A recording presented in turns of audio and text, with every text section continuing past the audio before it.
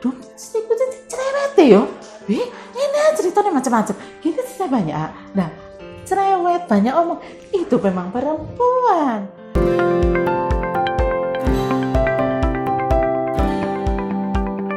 Q&A with expert.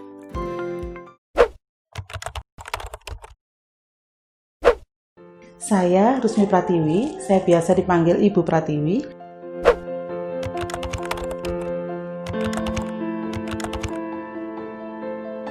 Itu beda, yang membedakan adalah wanita dan pria itu memiliki perbedaan tentang segala hal, karena pria itu logis, kalau wanita dengan hati. Makanya perlu lengkap, perlu ada wanita dan pria itu melengkapi, bukan menuntut. Kenapa kok pria itu kalau diajak omong itu enggak lihat, ya tapi dia masuk loh, di pikirannya dia masuk, mencerna, lalu yaudah selesaikan ini. To the point, karena itu pria, dia harus to the point. Dia mendengarkan, oke, biasanya gini, yes, masalah ya kok, gini. Kalau perempuan lebih ke hati, dia pasti bercerita tentang temenku itu ya lucu sekali. Besoknya cerita, Pak tahu nggak temenku itu yang kemarin itu lucu sekali dan menyenangkan. Sesuatu yang berhubungan dengan perasaan. Jadi kalau misalnya menceritakan sesuatu, muter dulu entah nanti loh, nanti dia tuh kasihan loh kalau dikasih uang, kalau dia terus puter gini. Yang suaminya kadang tunggu sampai selesai dulu. Nah kesannya sebal, padahal enggak. Dia menunggu sampai endingnya ibu ini cerita. Biasanya, Papa lu kok gak dengerin aku sih, Pak? Lu aku nih dengerin. Lu kok diem aja? Nunggu ceritamu selesai.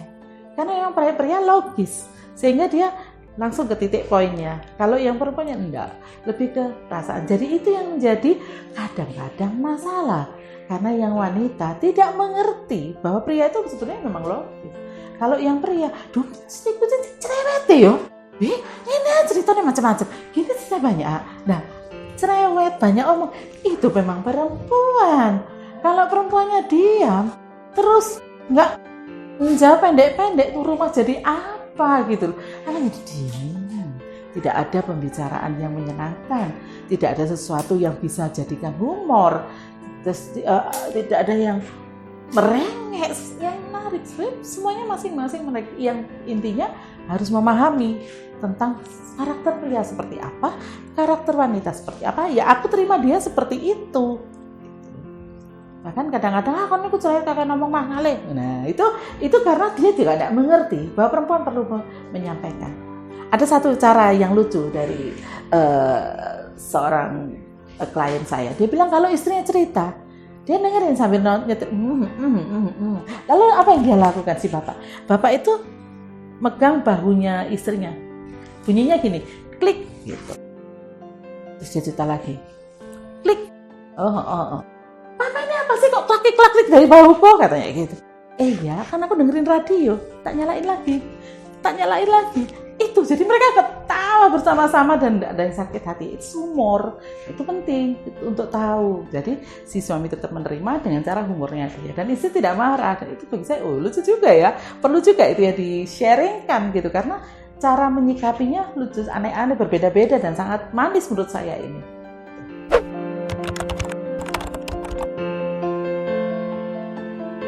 Suami sakit hati kadang-kadang ya, istri itu juga tidak menjaga kata-kata yang keluar. Bisa jadi dia ada gemes tuh, maklum lah, maunya ini tidak terjadi yang itu gitu, yang dia mau, ekspektasi berbeda sehingga marah. Yang pasti si istri tidak menghormati suami. Kalau dia menghormati suaminya, dia akan menjaga kata-katanya. Karena bagi pasangan suami istri saling menghormati itu dengan cara salah satunya menjaga perasaannya. Kalau misalnya itu kata-kata yang terucap itu adalah pedas, menyakitkan, masalahnya di mana sekarang? Yang bapak lagi sensitif atau yang ibu lagi sensitif? Tinggal digali. Kadang-kadang ibu kepingin sesuatu tetapi tidak punya uang, misalnya kepingin beli tas, temannya punya, dia tidak punya, terus akhirnya nggak bisa ngomongnya bagaimana, minta nggak diberi sama suaminya. Nah itu menjadi marah. keluar kata-kata pedas. Kembali lagi, respect itu penting. Menjaga respect yaitu memahami perasaan pasangan. Mungkin suaminya jawabnya juga nggak enak. Kok bolak-balik beli terus? Nah, bisa jadi kan, Ma bisa nggak kalau misalnya lain waktu. Kadang-kadang perlu kok latihan untuk berkomunikasi itu perlu belajar juga. Dan itu perlu melihat dari ekspresi wajah dari pasangan. Kalau dia sudah sakit hati, ada sesuatu nih yang menyentuh yang jati dirinya si bapak, si pria itu, atau mungkin perempuannya juga, seperti yang tadi saya sampaikan, ada alasan di belakang.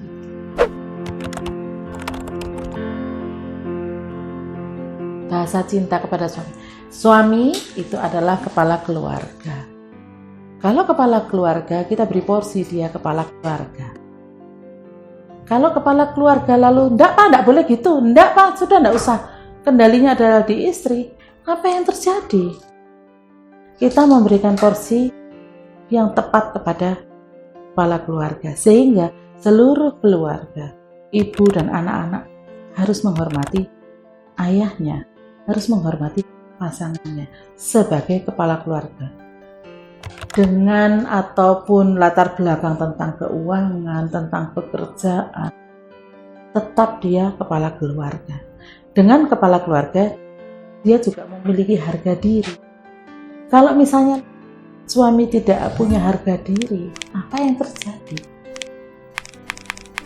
Perlu kadang-kadang istri menyadari bahwa suami juga memerlukan juga ada nilai gitu. Kita yang harus menaikkan nilainya, harus menjaga nilai sebagai ayah. Nah, kalau kita sebagai istri tidak melihat itu, terus apa jadinya? Nggak sabar aku, Bu. Wah, kok cek gak ngerti apa-apa. Berarti masalahnya bukan di bapak, masalahnya di ibu. Kenapa nggak sabar? Mari kita bongkar masalah ini. Nanti kalau sudah pasti, yus. Nah, itu bukan penyelesaian masalah. Itu melepaskan. Kadang-kadang ada suami yang sampai, aku ini harus apa, Bu? Setiap pendapat saya selalu ditentang. Padahal saya tahu itu nggak benar. Terus istri macam apa? Nah, kalau sudah keluar begitu, apa yang terjadi? Pasti itu sudah cukup lama dia pendam. Jadi bagaimana caranya untuk menjaga ya itu nilai dirinya suami? Kita mesti respect apapun yang terjadi. Karena kita mau menikah dengan dia, dengan segala baik buruknya kita harus menjaga. Orang Jawa bilang projone. Kalau kita menjaga dia, suami juga pasti akan menghargai apa yang istri lakukan.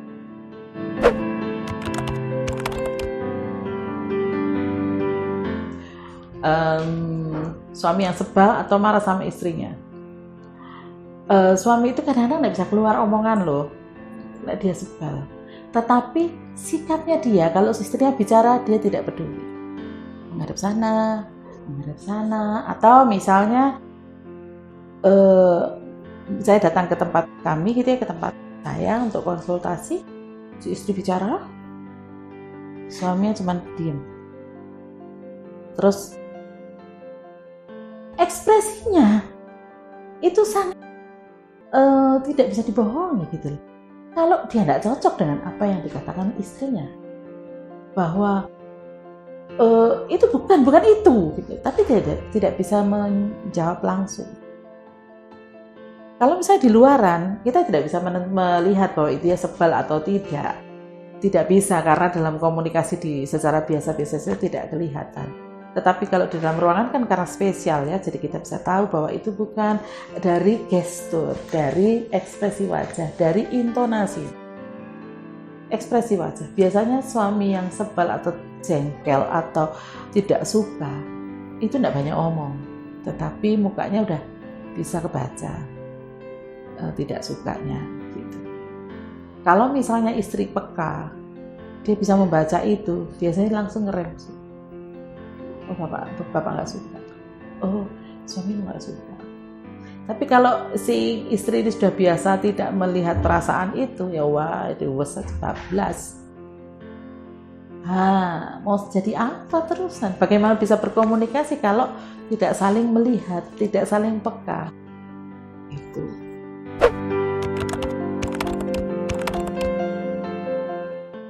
Diam, ibu jangan ngecepret aja dulu, ya.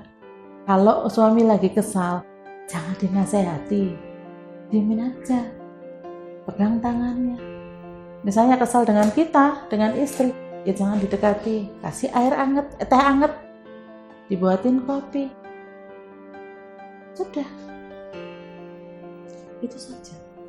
Jangan dibalas. Kamu kesel, aku ya kira aku gak tambah kesel. Nah, enggak ada gitu. Sebenarnya pria-pria ini juga membutuhkan perlu waktu gitu loh untuk berdiam diri. Perlu untuk melilihkan hati juga.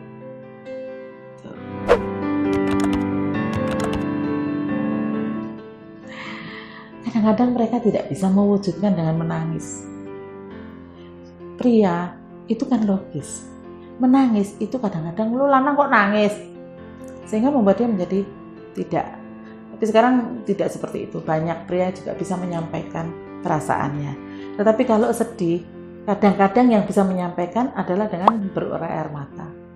Bisa dari bahasa tubuhnya adalah wajah, mimik wajahnya, suaranya lagi melo misalnya seperti itu. Kita tidak, intinya kalau sudah mengalami sedikit ada mundur, tidak bahagia, tidak gembira gitu, ya kita perlu sedikit waktu untuk menjajaki ini kena apa gitu ya.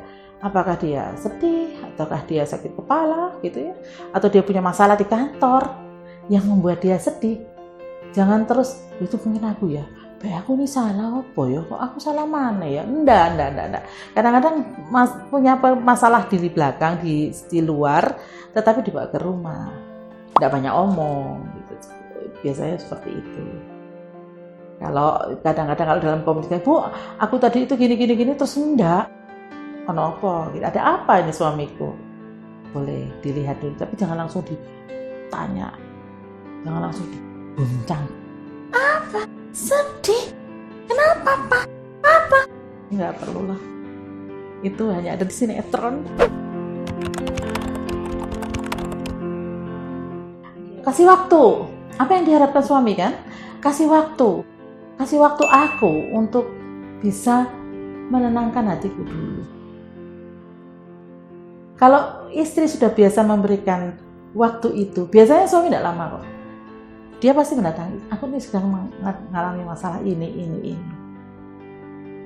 Kalau istri sudah terbiasa memberikan waktu, mengendalikan situasi menjadi suaminya lebih dingin, itu mudah kok, lebih mudah untuk memahami, karena suami pasti cerita. Tapi kalau belum sudah ditanya, lalu sedih itu, loh itulah salahmu, wah berhenti, dia tidak akan cerita. Karena pasti ketemunya nanti kita disalahkan, dan itu tidak tepat, sangat tidak tepat. Jadi perlu mendinginkan, beri waktu untuk lebih dingin. Tapi ya jangan lama-lama Pak. Kalau sedih terus 3 hari tidak ngomong-ngomong ya tidak bisa Pak. Ya itu. Jadi perlu waktu.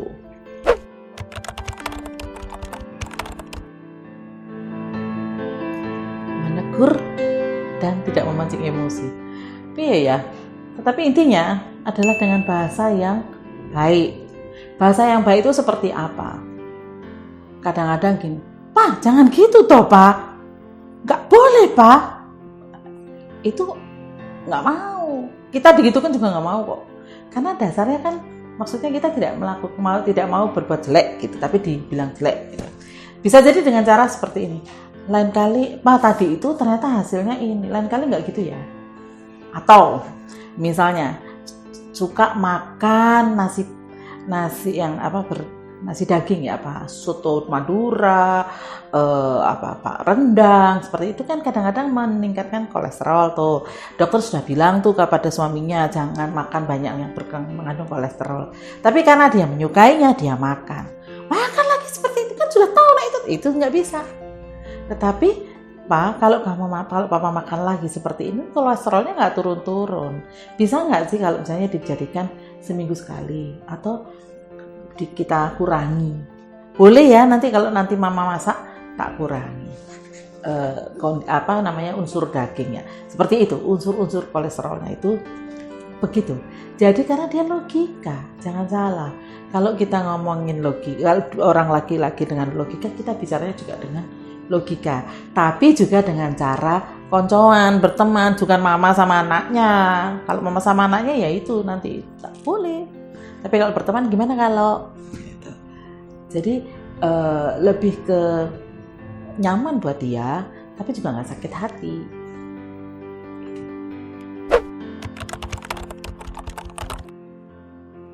Gaya komunikasi istri.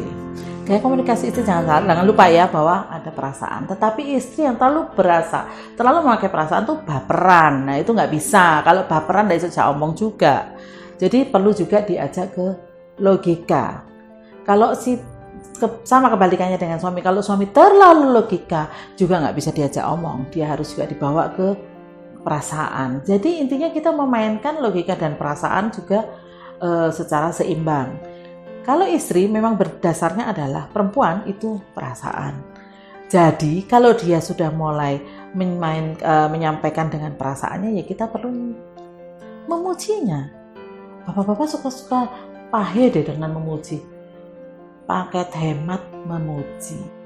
Jadi kadang-kadang bagus. Pak, gimana Pak kalau pakai baju seperti ini? Bagus nggak Pak?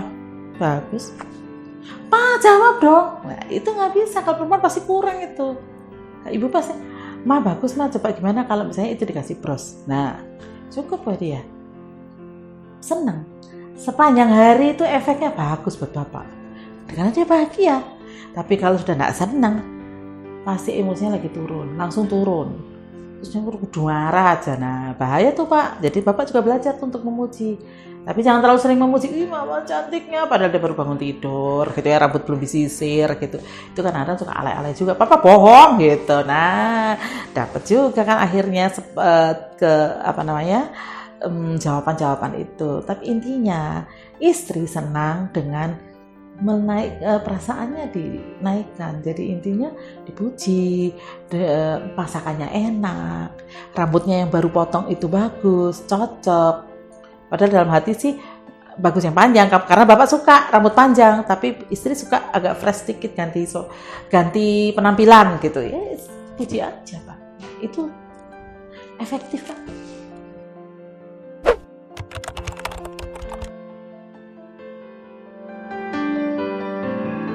Bahasa cinta apa? Ya itu Pak. Kalau memang bapak cinta ya sampaikan cinta. Kadang-kadang mereka rindu, perempuan istri itu rindu bilang, aku sayang kamu. Misalnya aku sayang kamu gitu ya, terus dia gombal gitu. Itu hanya jawaban yang klise Pak. Tapi dia senang Pak. Bapak pasti nanti dapat makanan yang enak. Jadi perlu juga bahasa cinta tentang apresiasi. Bapak mengapresiasi apa yang dia lakukan. Bapak kalau misalnya salah ya maaf ya, itu boleh. Itu suka kadang-kadang pahit juga itu, maaf Pak, masalah tuh. Kadang-kadang dalam pasangan suami istri, tahu salah, kok Bapak minta maaf, kan sudah perbaikan, kan sudah merubah. Wow, kata maaf itu penting sekali. Jangan tiap hari, maaf ya Ma ya. Malah jadi kita jadi bertanya-tanya, kenapa lu minta maaf terus-terusan? Enggak. Tepat tempatnya, tepat saatnya, yaitu mengapresiasi. Bapak boleh minta maaf, Anda juga menyapa. Perempuan perlu yakin bahwa aku ini dilindungi, aku ini dicintai, aku akan memberikan kepadamu yang terbaik, tapi kamu mencintai saya. Kalau sudah sekali merasa dibohongi, aduh Pak, rontok untuk mengangkat lagi. Bapak ya butuh effort, dia apalagi. Karena kalau sudah sayang, dia cinta, seluruhnya luar dalam dia berikan. Yaitu perlu perhatian dan perlu atensi dan juga bahasa kasih yang saya sampaikan tadi. I love you. I'm sorry. Please forgive me. And thank you. Bahasa kasih Pak. sedih terharu.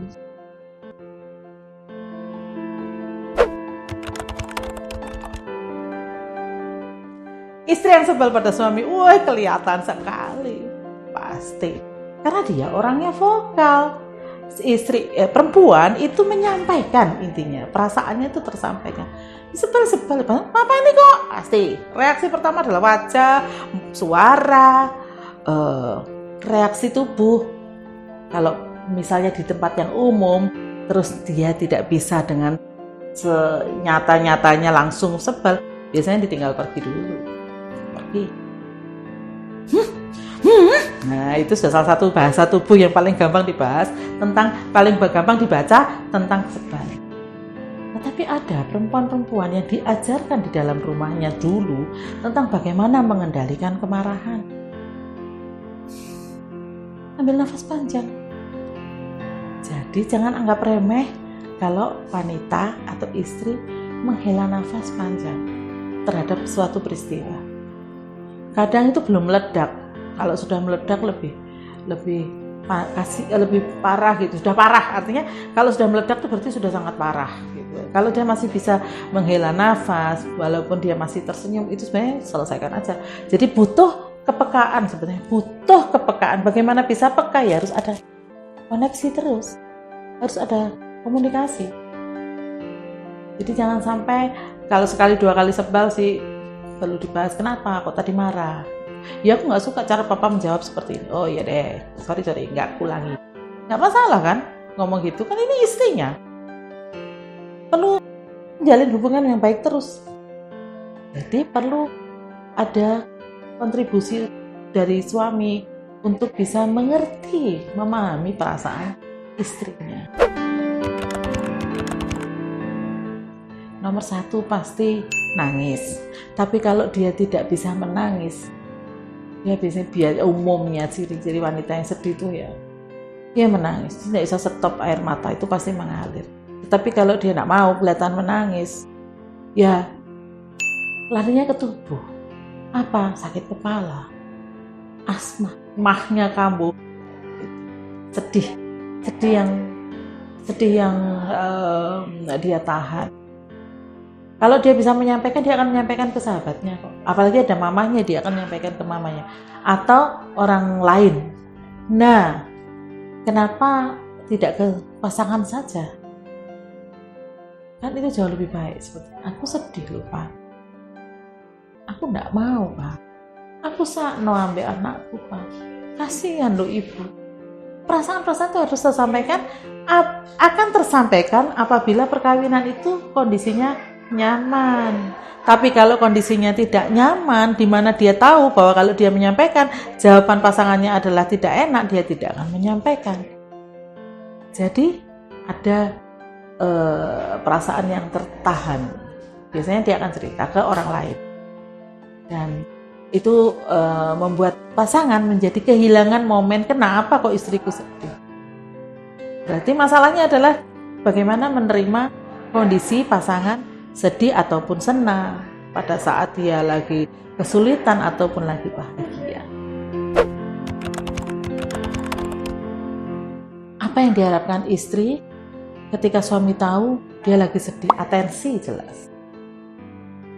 Atensi, caranya ya apa atensi? Pegang tangannya, peluk dirinya, kasih minum. Sesuatu harus dilakukan. Misalnya, biarin aja dia lagi sedih. Bisa bilang begini, aku tahu kamu lagi sedih, nanti kalau sudah enakan bicara dengan aku ya. Itu Anda membuka dirimu untuk bisa istri masuk, dan itu yang sangat diperlukan. Karena pasangan suami istri itu sebetulnya saling melengkapi, bukan saling menyakiti. Tapi kalau misalnya, ya sedih dulu sana, nanti kalau sudah selesai kan pasti baik-baik sendiri gitu. Karena Anda tidak membuka hati Anda, karena suami tidak membuka dirinya. Kenapa? Menurut dia tidak penting atau tidak terlatih. Tidak terbiasa menerima orang lain, pasangannya, untuk menyampaikan kepada dia. Seneng maunya yang enak-enak tok, yang nggak enaknya nggak mau gitu. Itu perlu latihan juga.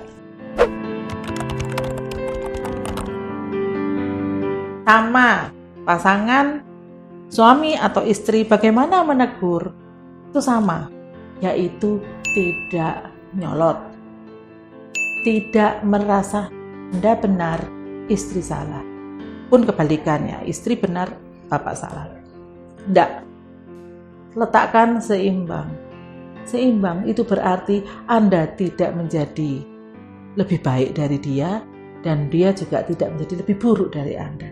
Dengan meletakkan seimbang, Bapak bisa memberikan cara yang baik dengan misalnya kata-kata yang tidak nyolot, ya seperti sebetulnya sama antar suami dan istri, sama menjaga perasaannya. Yang pasti istri itu kalau lagi melakukan berbuat kesalahan tuh kalau ditegur dengan keras, jangan gitu, dia pasti melawan, menolak, enggak kok, bukan itu gitu. Tetapi kalau Anda mau menegur dengan baik, ya lain kali enggak gitulah ya, karena hasilnya begini, itu seimbang. Anda tidak menyalahkan, tapi Anda memberikan tempat, memberikan kesempatan untuk merubah menjadi lebih baik. Enak pasti. Komunikasi seperti ini pasti enak karena tidak menjudge, tidak menghakimi, tapi memberi ruang dan waktu untuk berubah menjadi lebih baik. Kenapa? Karena perkawinan ini harus berlangsung panjang. Kalau hari ini selesai, bukan perkawinan. Perkawinan itu masing-masing berkembang menjadi lebih baik dengan cara saling menolong pasangannya, mengerti kalau pasangannya lagi nggak bisa ini, ya wes ditunggu, teamwork lah yang baik. Karena apa? Karena kita menikah, pasangan suami istri menikah kan diberkati oleh Tuhan, berarti kan sebetulnya dalam jalannya lah. Kalau misalnya terjadi sesuatu yang kesalahan masing-masing, terus ya kamu kalau gitu selesai sudah, mana maafmu? Emang kamu benar terus? Enggak kan? Kamu juga butuh maaf juga. Dan orang juga butuh maaf untuk bisa menjadi lebih baik. I'm sorry, please forgive me. I thank you and I love you. Itu yang dipegang.